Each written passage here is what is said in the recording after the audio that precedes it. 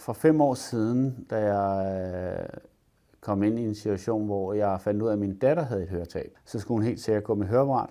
Og så meldte jeg mig ind under fanerne om, at hun skulle ikke gå alene med det, så jeg måtte være et forbillede for at gå med det også.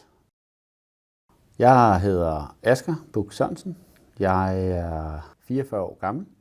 Så er jeg døv på det ene øre, og så vidt man ved, så er jeg født med det. Og jeg arbejder i Carl Ras som butikschef på Østerbro. Jeg valgte ikke at gå med høreapparat, dengang jeg var ung og fik at vide, at jeg skulle have høreapparat, fordi at der var en monitor her og et stort høreapparat her og en vildbas som mig, så måtte jeg ikke dyrke sport med de ting. Så jeg sagde nej tak, det kan jeg sagtens klare mig uden. Og jeg havde nok også den dag i dag ikke gået uden høreapparat, hvis ikke det var fordi min datter, hun lige pludselig også skulle have. For jeg klarede mig fint jo.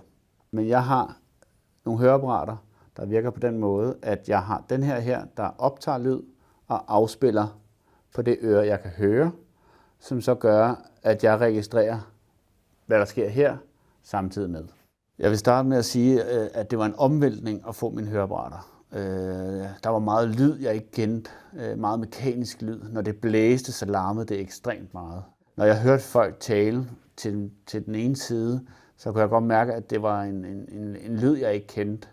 Men jeg havde fået at vide fra start af, der kan gå 3 uger, 3 måneder, et halvt år, så finder hjernen ud af, hvordan skal den sammenligne lydene, og så er det ikke det største problem mere.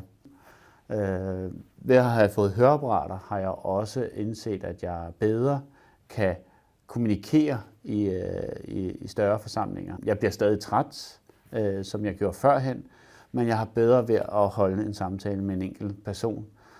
Og når jeg træder ind i et rum og skal placere mig, så har jeg før sat mig for bordenden, eller sat mig et sted, hvor jeg vidste, at jeg ikke skulle tale med en anden person, der sad til venstre for mig. Fordi jeg vidste, at jeg kunne ikke føre en samtale med en under et selskab. Og det skal jeg slet ikke tænke over i dag.